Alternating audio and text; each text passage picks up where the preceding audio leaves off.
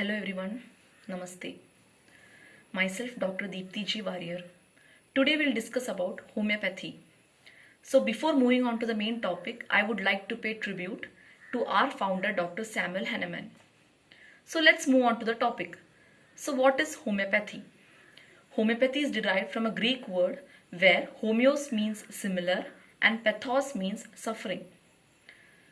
Homeopathy was discovered in the year 1796 by Dr. Samuel Hahnemann in a cinchona bark experiment.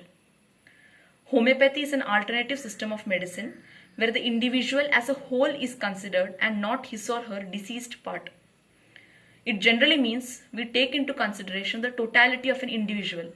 So totality of individual is based upon three main points, that is body, mind and spirit.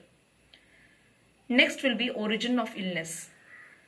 So origin of illness is nothing but imbalance of vital force. In homeopathy, vital force is given a huge importance. So what is vital force? Vital force is nothing but an energy which maintains the life of an individual. Next we'll move on to the various principles of homeopathy. Normally, there are four basic principles of homeopathy. The first one, or you can say the first main cornerstone principle of homeopathy is similia similibus curantur. It means let like be cured by like. It means a substance that produces symptoms in a healthy person is used to elicit a healing response in a person suffering from same disease. In homeopathy, I'll just tell you something in brief. Normally, we can take a symptom of fever. In fever, normally there is loss of appetite for many of the patients, but there are patients who have a striking feature of excess hunger during fever. Now in that case, in that particular patient, excess hunger during fever is a striking symptom, right? So that particular patient, for that particular striking symptom, we take into consideration. Means here also we can say totality of individual is taken into consideration, not his or her particular symptom or that particular diseased part.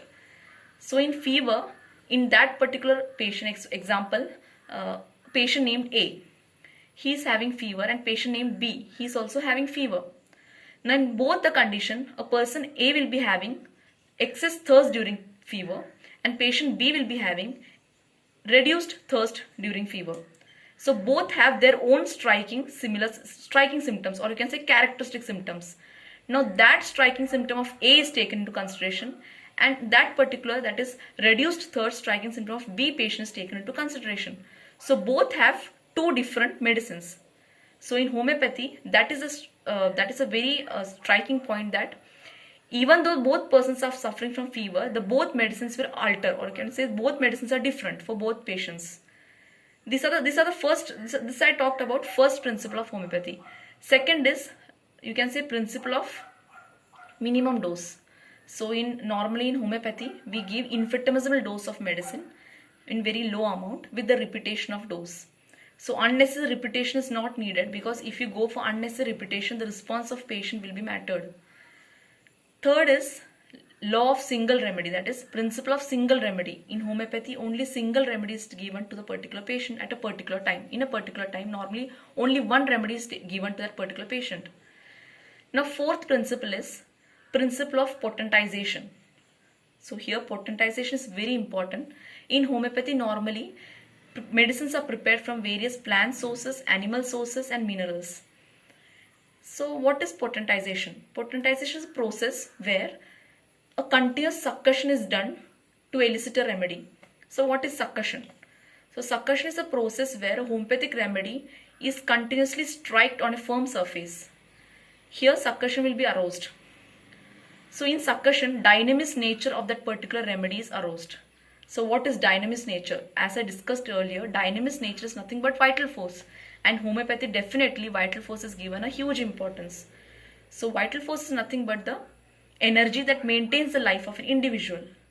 So these are various aspects of homeopathy and principles of homeopathy. In various upcoming series, we would discuss various other aspects of homeopathy and diseases related to it. Till then, bye, take care, stay healthy. Thank you.